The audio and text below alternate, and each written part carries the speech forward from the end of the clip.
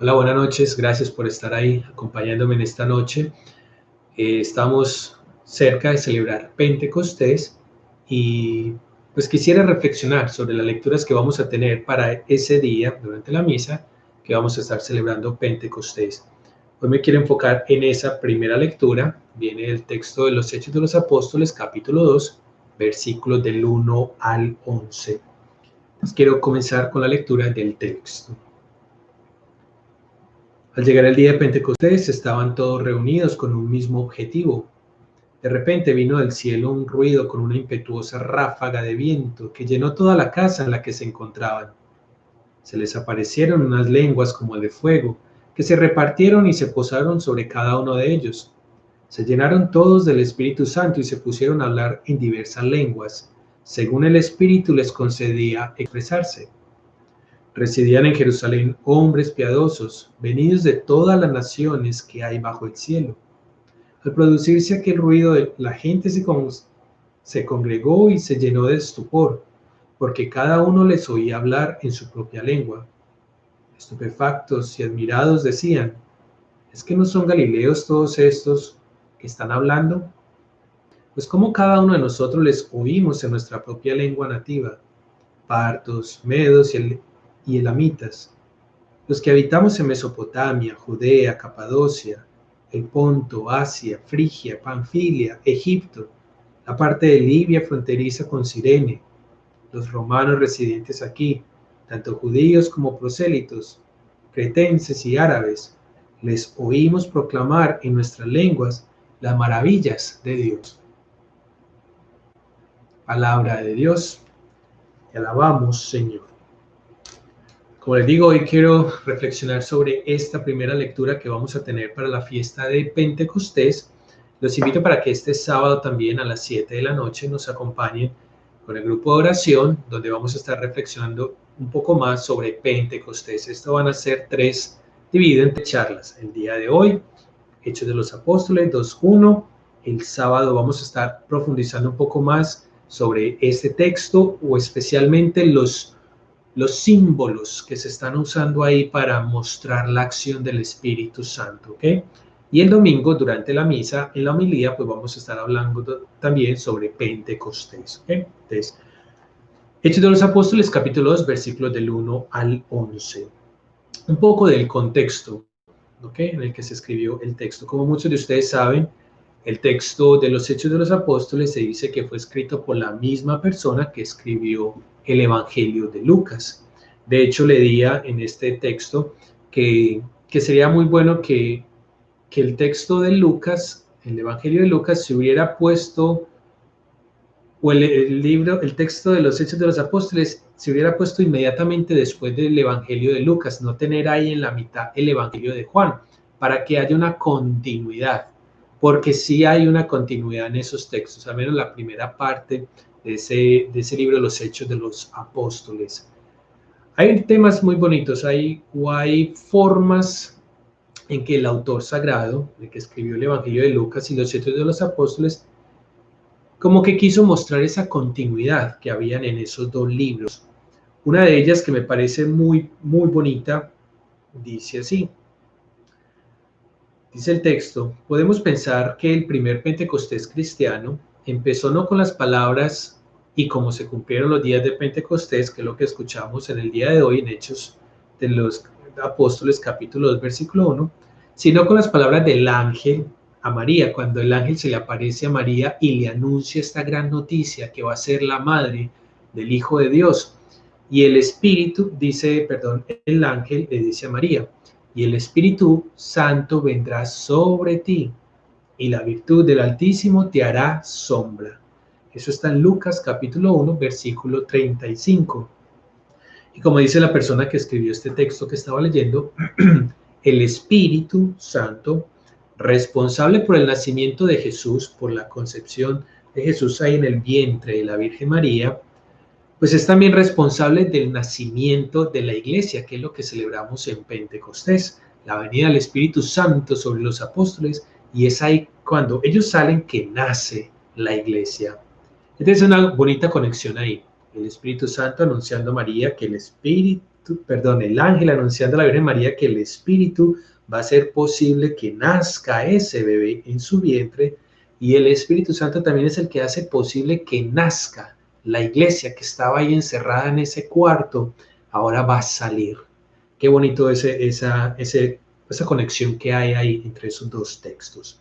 Otras conexiones que se encuentran en los dos textos es, por ejemplo, el regalo del Espíritu Santo en Hechos, capítulo 2, cumple la profecía de San Juan Bautista, cuando él decía que vendrá alguien más grande que él y que los va a bautizar con Espíritu Santo y fuego. Eso está en Lucas capítulo 3, versículo 16. También dice que el Espíritu que llena a los discípulos, en este Hechos de los Apóstoles, texto que acabamos de leer, capítulo 2, es el mismo Espíritu que descendió sobre Jesús el día de su bautismo. En Lucas 3, 22, ese Espíritu que desciende en forma de paloma, ¿cierto? Y se posa sobre el Señor. Pues es ese mismo Espíritu el que llena a los apóstoles que estaban ahí reunidos en este cuarto de Hechos capítulo 2. Y es curioso porque entonces cuando una vez recibe Jesús el Espíritu Santo, ahí en Lucas 3, en el capítulo 4 ya vemos que Jesús sale a su vida pública, a su ministerio, predicar el Evangelio, a sanar a los enfermos, darle de comer a los hambrientos, a formar comunidad, justo después de recibir ese Espíritu Santo. Y en Hechos de los Apóstoles, eso es lo que pasa también con la iglesia, que una vez reciben el Espíritu Santo empiezan a predicar el Evangelio, a cuidar de los enfermos, de las viudas, de los huérfanos, a hacer tantas cosas, así como lo inició Jesús. Entonces es una gran conexión ahí que hay entre esos dos textos, entre Lucas y los Hechos de los Apóstoles. Hablemos de los orígenes de la fiesta de Pentecostés. ¿Okay? Entonces, originalmente, bueno, la fiesta como tal también se conoce como Festival de las Cosechas o de la cosecha, o fiesta o festival de las semanas. De hecho, son 7 semanas.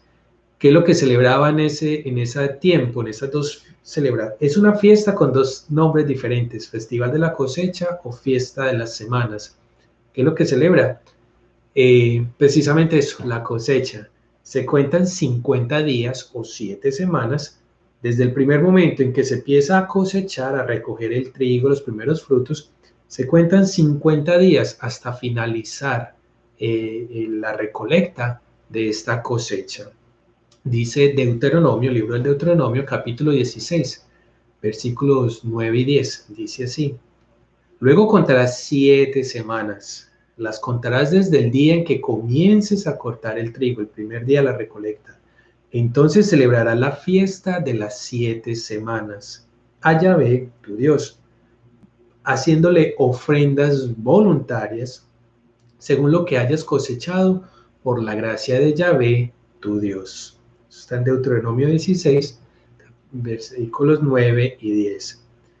Y dice el texto en que me he basado para esta reflexión, que no es accidental, por supuesto, que el nacimiento de la iglesia, esta gran cosecha de almas, ocurriera en este importante festival, el Día de las Semanas, el Festival de la Cosecha, perdón, el Festival de las Semanas, Pentecostés, 50 días, ¿ok? Para los judíos, Pentecostés también recordaba la llegada, de los israelitas, del pueblo de Israel, al monte Sinaí.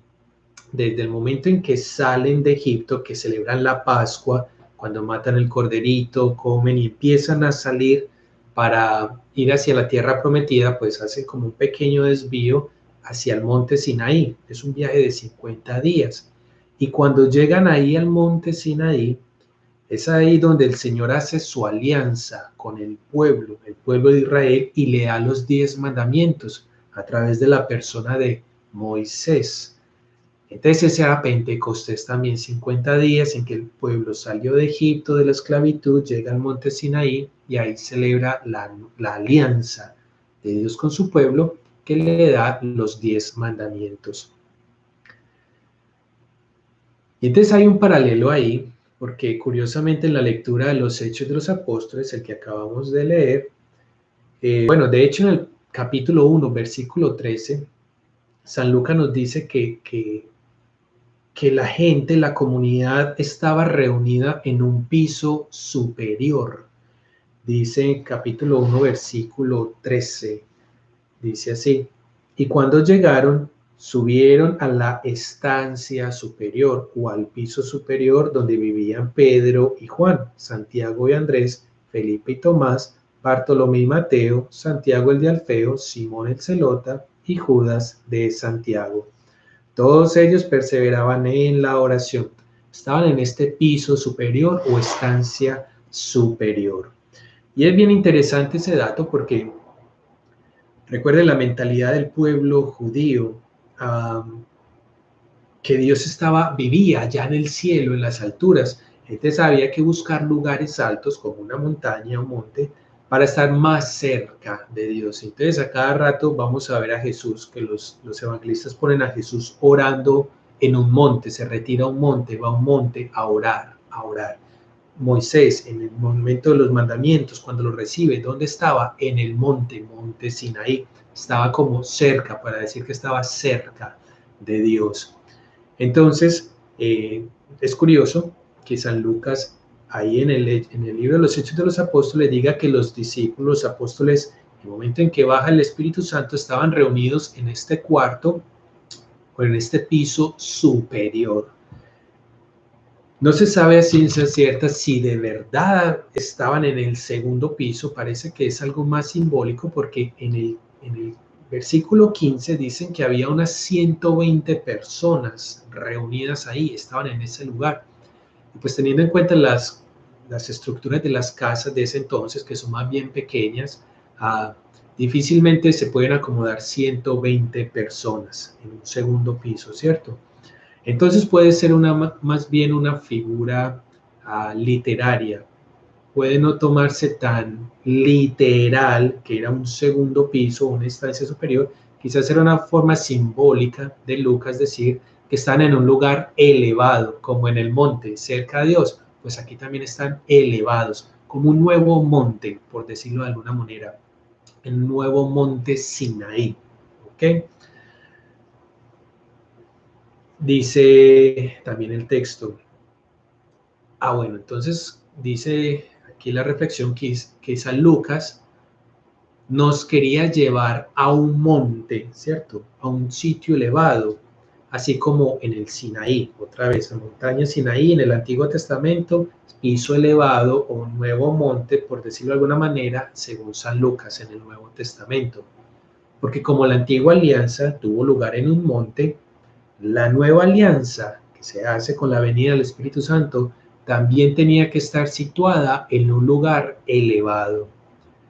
Sala de los discípulos, pues quedó convertida, la sala de los discípulos queda pues convertida, según San Lucas, en el nuevo Sinaí. Seguimos reflexionando entonces el texto, porque el texto dice que, o habla de una ráfaga de viento fuerte y unas lenguas de fuego, dice el texto en el versículo 2. De repente vino del cielo un ruido como una impetuosa ráfaga de viento que llenó toda la casa en la que se encontraban. Se les aparecieron unas lenguas como de fuego que se repartieron y se posaron sobre cada uno de ellos.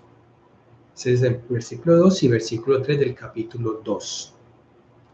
¿Por qué lenguas de fuego? ¿Por qué este viento fuerte? ¿Qué significará eso? Pues si volvemos otra vez al momento en que Moisés recibe las tablas, la ley, los 10 mandamientos allá en el monte Sinaí, eso está en Éxodo capítulo 19, pues estos elementos de cierta manera también estuvieron presentes en ese momento de ese encuentro de Moisés con Dios. Porque según el libro del Éxodo, como les digo, capítulo 19, aquel día sobre el monte hubo truenos, relámpagos, bajó fuego del cielo. Entonces, por eso en el nuevo Sinaí, según San Lucas, debía darse también estos fenómenos, el viento y el fuego especialmente. Algo muy bonito que llamó mucho la atención y es que entonces Ahí en el Antiguo Testamento, con Moisés en el monte Sinaí, solo estaba el pueblo de Israel, los judíos, solamente estaban ellos ahí. Ahora, en el nuevo Sinaí, según San Lucas, hay gente de todas partes del mundo, porque la nueva alianza que Dios hace es con todos los hombres, de todos los pueblos. Es por eso que usted y yo ahorita podemos disfrutar de esta fiesta, podemos disfrutar de esta alianza que el Señor ha hecho con su pueblo a través o en este momento de la venida del Espíritu Santo. Porque no, usted y yo no somos judíos, no pertenecemos a esa antigua alianza, ahora pertenecemos a la nueva alianza. ¿Cómo sabemos que es para todos los pueblos? Porque pues ahí, como dice al final del texto, hay gente de todas las naciones y hablan sus idiomas, su lenguaje. Es una forma de incluir, es una manera de hacer la iglesia universal, la iglesia católica. Católica, recuerden que significa universal. Eso es lo que nosotros celebramos en Pentecostés, la alianza que Dios hace con el pueblo, pero de manera universal, de manera católica. ¿Ok?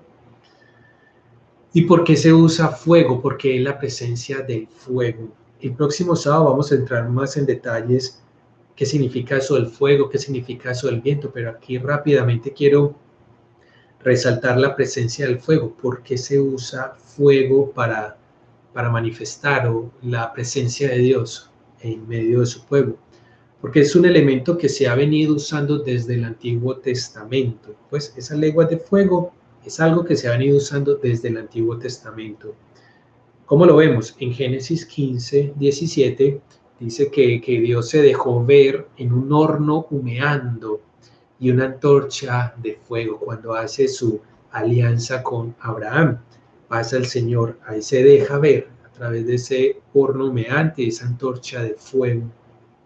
Hay una llama de fuego ardiendo en una zarza, ¿cierto? Que se manifiesta a Moisés a través del fuego, el Señor.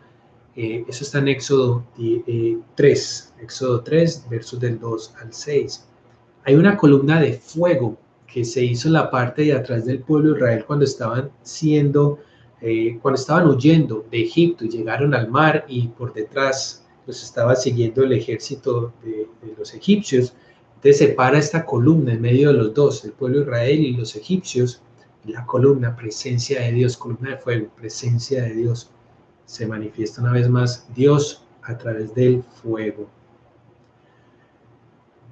Y un fuego abrasador en el Éxodo 24:7. Hay una historia muy bonita en Primera de Reyes 18, versículos del 17 al 40, donde Dios usó fuego para demostrar su poder y para mostrar la impotencia de los profetas del dios Baal, para declarar sentencias sobre los profetas del Baal.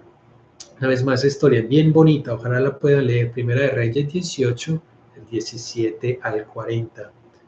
Dios usó fuego para declarar sentencia sobre Sodoma y Gomorra. Eso está en Génesis 19 y 24. Y sobre los israelitas que construyeron el becerro de oro. Declaró también el Señor el uso de fuego en Éxodo 32, 20. Fuego por todos lados. Ustedes ya saben, cuando hay fuego, muchas veces se representa la presencia de Dios.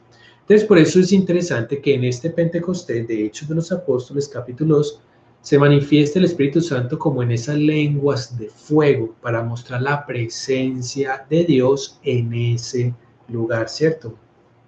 Lenguas de fuego y hablar en lenguas son milagros que proclaman la presencia de Dios y valían el estatus de los discípulos como gente de Dios. Entonces, una vez se llenan o reciben el Espíritu Santo a través de esas lenguas de fuego, empiezan a hablar. Presencia de Dios, queriendo decir que lo que se habla viene como de parte de Dios, por decirlo de alguna manera. ¿Okay? Hay una diferencia entonces entre la alianza del monte Sinaí, allá en el Antiguo Testamento, con los judíos, el pueblo de Israel, y este piso superior o este nuevo monte Sinaí según San Lucas, por decirlo de alguna manera.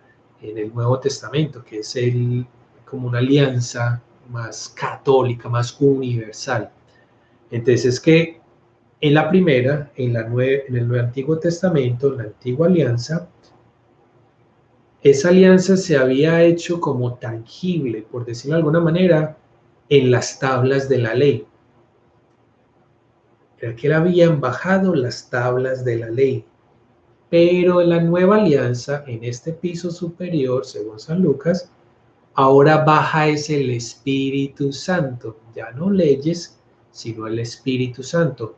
De modo que aquella alianza, la del Antiguo Testamento, escrita en tablas de piedra y basada en leyes, se reemplaza por la nueva alianza, escrita en el corazón de los creyentes y basada en el Espíritu Santo. Mire qué bonito eso, porque entonces ya no es una relación, una alianza basada solo en leyes, como se ha vivido en el Antiguo Testamento, sino que es una relación basada en el Espíritu Santo, en amor.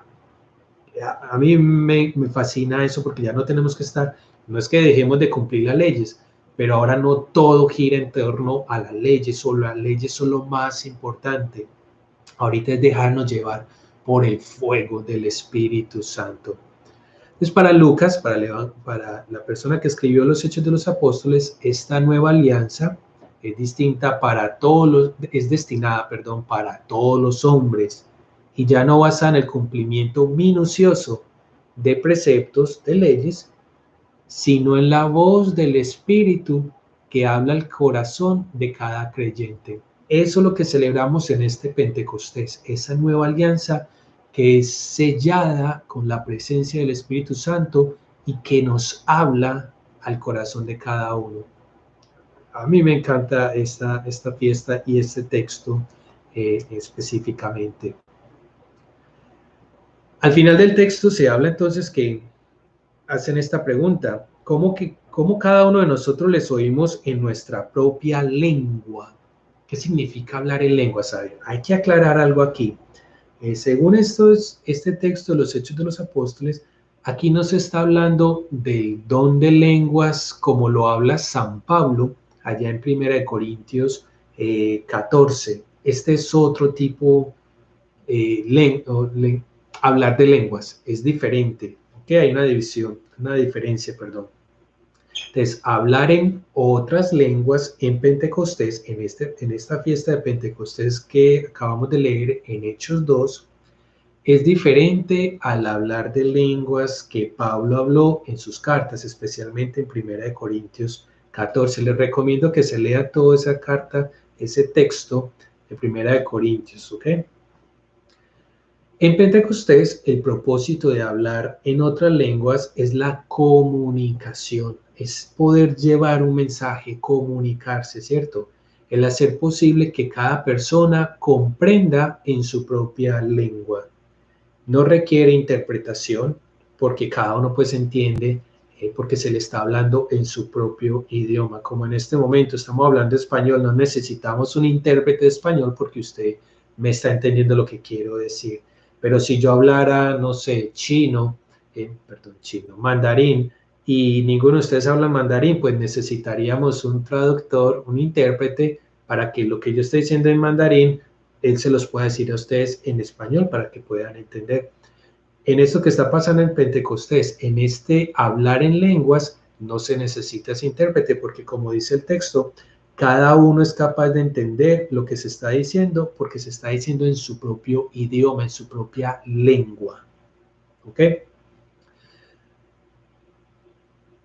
La mayoría de los judíos hablaban y comprendían arameo y griego en ese entonces, pero como dice el texto, había gente de todas partes de Mesopotamia, de Judea, Capadocia, el Ponto de Asia, Frigia, Panfilia, Egipto, la parte de Libia fronteriza con Cirene, los romanos que hablaban latín, los judíos como árabes, habían árabes, cretenses, todos, había muchísimas diversidades de lenguas, de idiomas, y cada uno de ellos era capaz de entender lo que se estaba diciendo.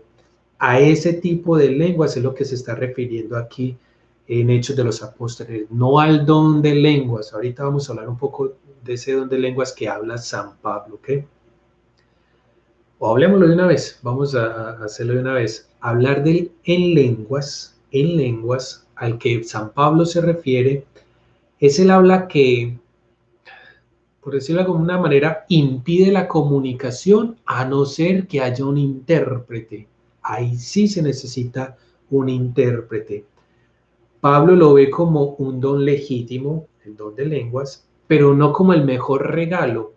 Y por supuesto no es tan esencial. Eso está en 1 Corintios 13:1. También está en 1 Corintios 12:14. Dice Hechos de los Apóstoles, capítulo 2, versículo 16. Cada uno les oía hablar su propia lengua. ¿Por qué? Porque es que Pentecostés, esta fiesta, como que reversa el maleficio de la historia de la Torre de Babel. Ojalá puedan leer esa historia, que es bien interesante. Está en Génesis capítulo 11, versículos del 1 al 9.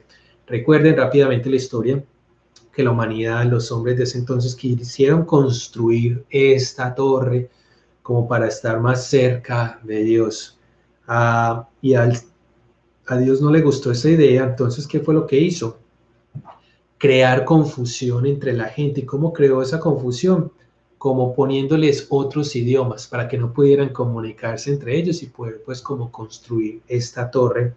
Uh, en este Pentecostés se está haciendo todo lo contrario, entonces es como reversar ese maleficio porque ahorita ya sí se pueden entender para construir una iglesia, para construir la iglesia, perdón, la comunidad cristiana. Entonces es bien interesante ese paralelo que hay ahí. Génesis capítulo 11, versículo del 1 al 9, y ahorita con este Hechos 12, 16, donde cada uno habla en su propia lengua y se le entiende. Mientras que en Génesis, con lo de la Torre de Babel, no se entendía. Dice San Gregorio de Agrigento, un obispo del siglo VII, dice estas palabras bien interesantes, que indicaba la presencia del Espíritu Santo en Pentecostés, sino que la iglesia de Dios iba a hablar en los idiomas de todos los pueblos. Mediante este milagro espectacular, se convirtieron en un signo de la Iglesia Católica, que abarca los idiomas de todas las naciones. Imagínense, si esto no hubiera pasado, ¿en qué idioma estaríamos nosotros celebrando la Eucaristía o estuviéramos haciendo esta charla? Tendría que ser en arameo, posiblemente, que era lo que hablaban Jesús y los apóstoles, o quizás hebreo, que era el lenguaje litúrgico, quizás algo de griego. ¿Y cuántos de ustedes y yo no hablo ninguno de esos idiomas? Entonces, ¿cómo hubiera sido la comunicación? ¿Cómo hubiéramos podido hacer para entender un poco más la palabra de Dios? Si a veces a mí se me enreda, mi lengua es el español y a veces me enredo hablando en mi propio idioma, ahora uno hablando en arameo o en griego, cuando celebro misas en inglés y toca predicar, a veces me pego unas enredadas. Imagínense uno celebrar en ese idioma arameo. ¿Cuántas personas en el mundo hablan ya arameo? Pocas, muy pocas. O hebreo. Sí hay bastantes, pero pocos hablan o lo usan como lo usaban en el tiempo de Jesús, el hebreo bíblico. Entonces, por eso, como dice este San Gregorio, este obispo del siglo VII, que el hecho de hablar en diversas lenguas ya es una forma o va indicando la universalidad de la iglesia católica, una vez más, iglesia universal. Entonces dice el texto que asombrados la gente preguntó, es que aquí no son galileos todos estos que hablan, eso está en el versículo 7, lo leo aquí el texto, estupefactos y admirados decían, es que no son galileos todos estos que están hablando, porque harán énfasis en que estos eran galileos. ¿Qué quiere decir eso? Pues recuerde lo que le pasaba a San Pedro cuando le hacían las preguntas de si conocía a Jesús y Pedro lo negaba. No. Y la gente le decía, pues que mire, usted la forma de hablarlo lo dice Teo, usted es Galileo, usted es familiar, usted es del pueblo de él. Porque el Galileo hablaba como, tenía su propio acento, quizás se cortaban algunas letras, no pronunciaba todas las palabras, se daba a entender. Es como, por ejemplo, en Colombia, uno sabe cuando la gente es de la costa, porque habla de cierta manera. Uno sabe cuando la gente es del centro, de la capital, porque habla de una manera, o que tiene el acento paisa, que es algo que yo ya perdí mi acento, o el acento caleño. Así también pasan muchos de sus países, que los de la gente de Guadalajara habla diferente a la gente del DF y todas estas cosas. El acento indica mucha cosa. Pero entonces aquí se burlaba mucho de la gente de Galilea, porque la gente de Galilea era más como la gente de pueblos más chiquitos, pueblos más chicos, como de ranchitos, por decirlo de alguna manera. Entonces la gente en general no esperaba que el lenguaje de los galileos fuera un lenguaje sofisticado, bien pronunciado y todas estas cosas. Pero eso es lo que se encuentran precisamente, como que les llama la atención la forma en que estaban hablando estos galileos, porque como que se les entiende claramente y parece que es bien sofisticado, bien pronunciadas las palabras, y por eso dicen, es que no eran galileos. Y esto yo lo comparo mucho con lo puedo aplicar a mi propia vida pues personal, porque yo no soy muy bueno hablando en público, yo me enredo mucho, ya he cometido aquí muchos errores hablando, me enredo en palabras, y aún así la gente parece entender lo que yo estoy queriendo decir.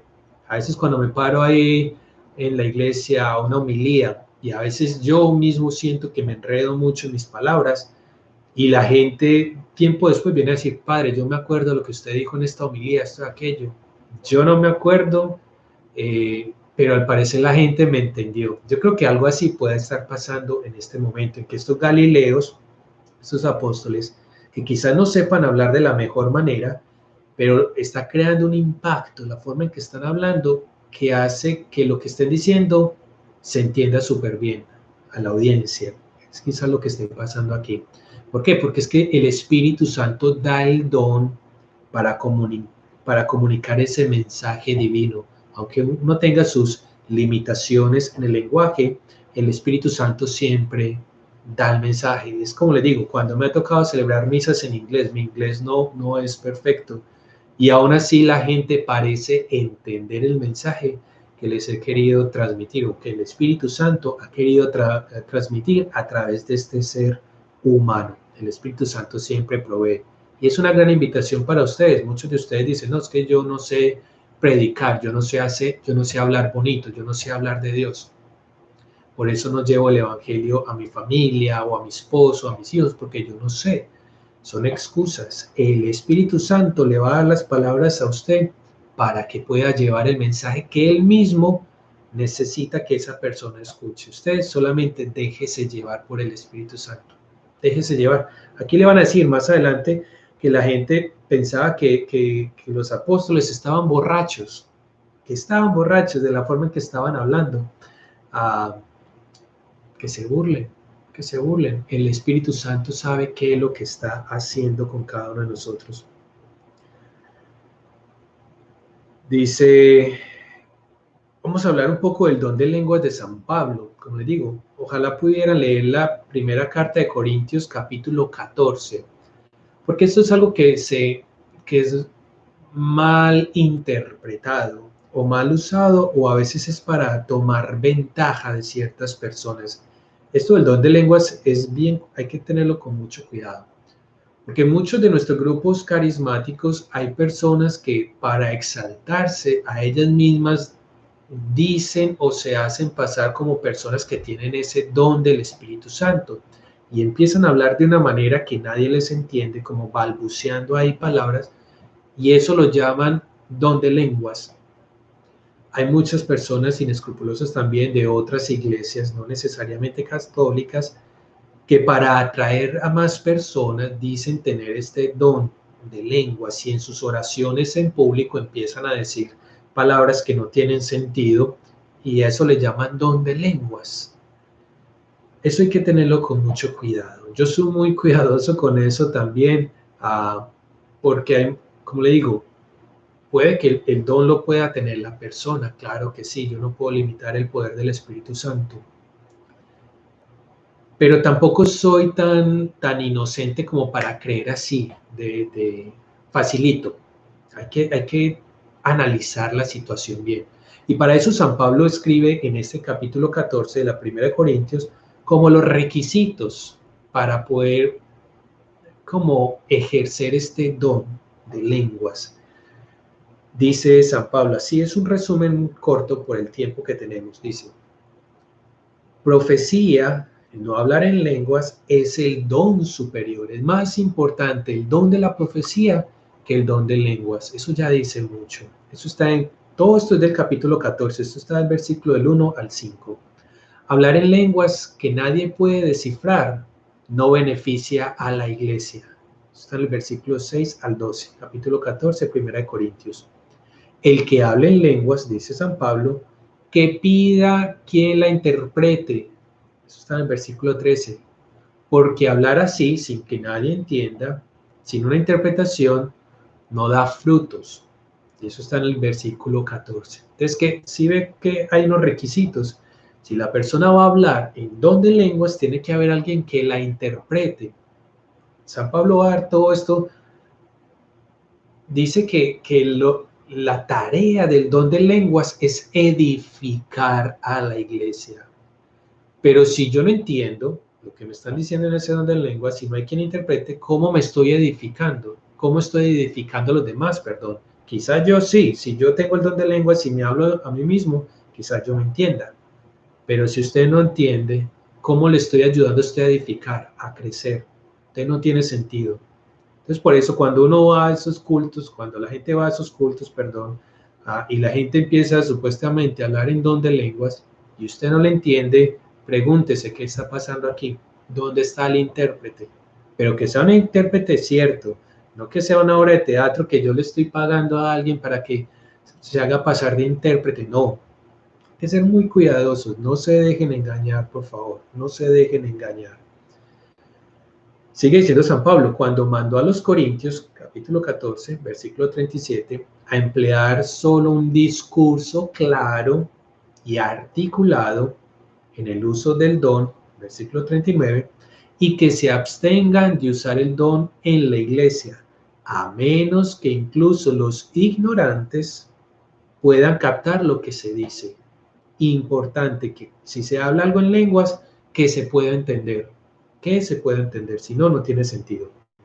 Ninguna lengua puede ser genuina sin voz, y utilizar esa lengua sería el acto de un bárbaro, dice San Pablo en el versículo 10 y 11. Para él, el impulso de alabar a Dios en una o más lenguas extrañas debe proceder del Espíritu Santo.